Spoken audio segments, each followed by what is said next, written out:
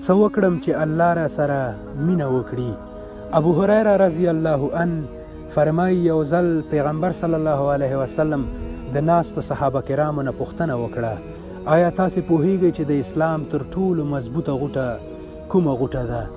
عرض مو وکړ یا رسول الله لمونځ د 15 وخته مسلمانان ټول یو ځای ته راټولیږي او د یو بل پوښتنه کوي، د یو بل احوال اخلي او په دې غوټه کې ټول مسلمانان کلک سره تړلي دي.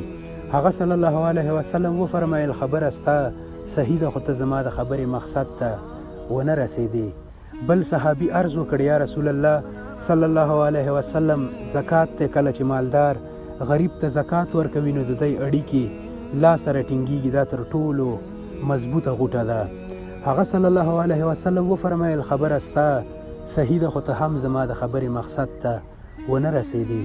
دریم صحابي عرض وکړ یا رسول الله صلی الله علیه وسلم د اسلام تر ټولو مضبوطه غوټه حج دی. د مختلفو ځایونو نه د مختلفو رنګونو د مختلفو ژبو خلک ټول یو ځای ته راټولیږي او ټول یو رقم جامې اغوندي او ټول په یوه ژبه خبرې کوي، لبیک اللهم لبیک.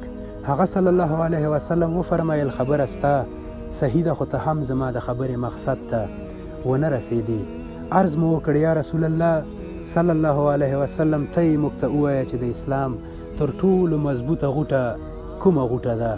پیغمبر صلی الله علیه وسلم وفرمایل د اسلام تر ټولو مضبوطه غوټه مینه محبت دی، د الله تعالی د رضا دپاره نورو سره مینه کول دي.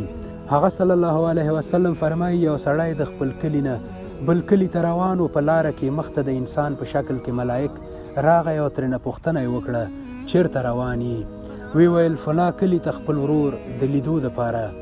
ملائک ترېنه پوښتنه وکړه چې آیا د دې ورور پر تا باندې کوم احسان دی یا د ورسره کومه ورکړه راکړه ده چې دومره اوږد سفر په پښو باندې کوي؟ وی ویل نه را باندې کوم احسان دی او نه مې ورسره کومه ورکړه او راکړه ده، زه د هغه سره د الله د رضا دپاره مینه کوم ځکه یې لیدو ته ور روان یم.